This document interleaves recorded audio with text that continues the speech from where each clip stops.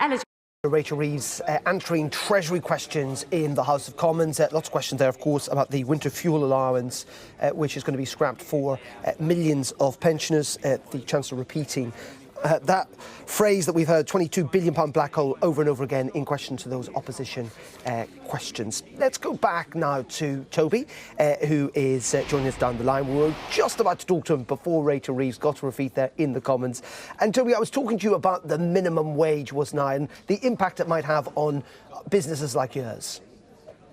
Yeah, thanks so much for bringing that up. I mean, look, the national minimum wage, at the end of the day, everyone needs an increase and everyone can understand how you support that. But when you look at a business such as ours that is hit 5 times harder by any increase in labour costs, because of the way we're set up and because we add value through labour, then it becomes simply unaffordable to keep ongoing with increases.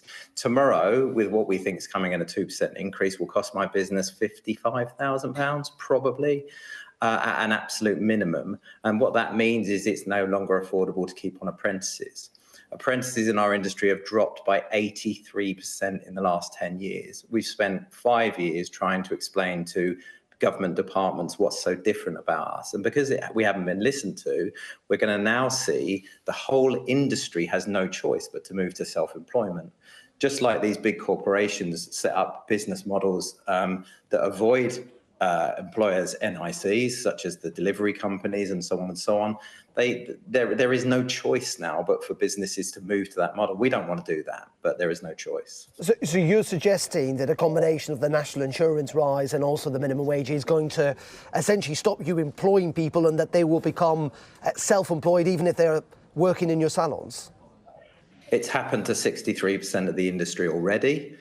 Employment has dropped by 37% since 2018.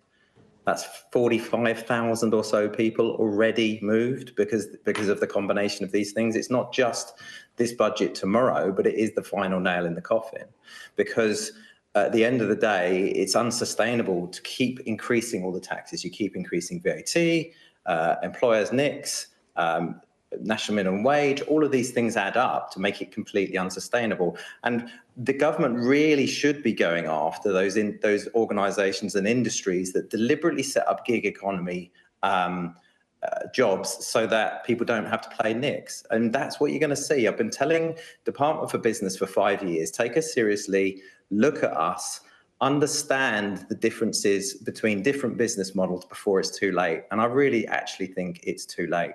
That's how people are feeling in our industry. But they're talking about halving the numbers of apprentices in the next few days. That's where we are. But you're not saying necessarily the tax doesn't need to rise, that, as Rachel Reeves was just talking about in the comments, that there is this black hole. You just think the government should be finding the money from elsewhere?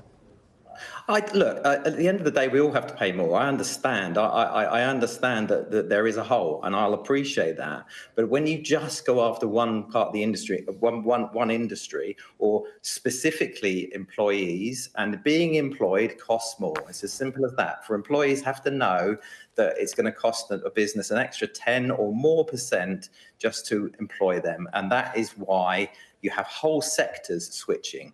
And there are countless other ways to go at this. And I would love my opportunity to speak to Department for Business and HMRC, who in the past have promised us things and they have not been forthcoming. And that's what I'm frustrated about. Sit down with me for 2 hours, Rachel Reeves and your team, and listen to what we have to say, because hairdressing has always been treated with disrespect. And we've had enough. We're very emotional. We've had enough. Just please listen to us. It is interesting, Toby. You know, you're on the verge of tears there. Sometimes we look at numbers, don't we? This is really hitting you hard, isn't it? Yeah, it is. It means that potentially people are going to lose their homes and lose their apprenticeships and lose their opportunity to grow because you haven't listened. It's so frustrating. I am shaking, I'm sorry. No, not at all.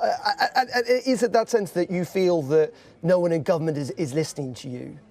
Yes, and it's not just this government. They've been misinformed for a very long time.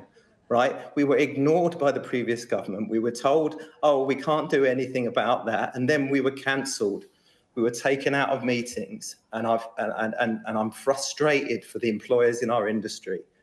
They're done. They're done. You really can't, I can't explain it in any other way. Apprentices are over.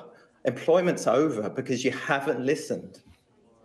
OK, it's tricky stuff, and we're going to have to wait and see what's obviously in the budget tomorrow. But I do hope things work out for you, Toby. Thank you so much indeed for joining us. That's Toby Dickier there, the founder of the Salon Employers Association.